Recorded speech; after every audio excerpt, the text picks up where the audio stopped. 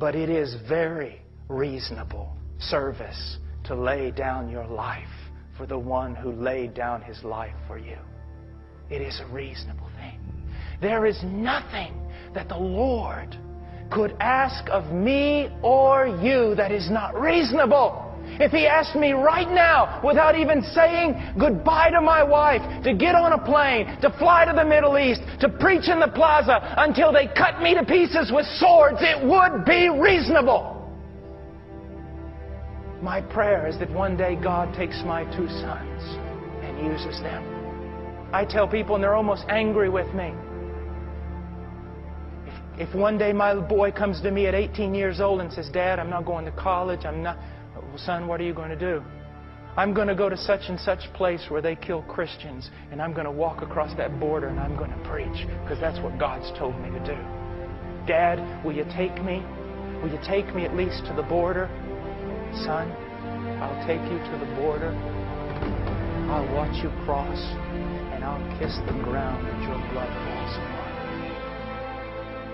There is nothing unreasonable that the Lord could ask of you. First of all, our Master is a kind and gracious Master.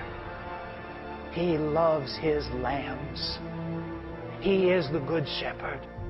But even when that Good Shepherd may ask us to give away our very lives for Him, it is reasonable to do so. It is unreasonable to do anything else.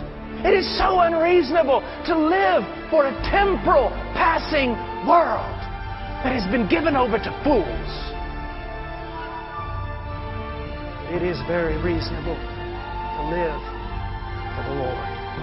Now, let me say something about reasonable service. This may help you.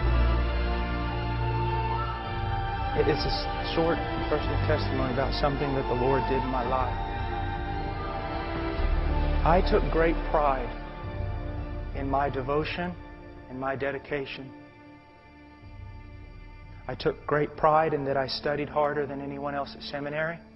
I took great pride in that I was more careful about my walk. I took great pride in my preaching on the streets and living with street people. I took great enjoyment in knowing that students would be sitting around tables having a good time until I showed up. Till Moses came down from the mount. I took great pride in people seeing me tired. I took great pride in hearing people say, that young man is just giving his life away. I took pride in people seeing that I was poor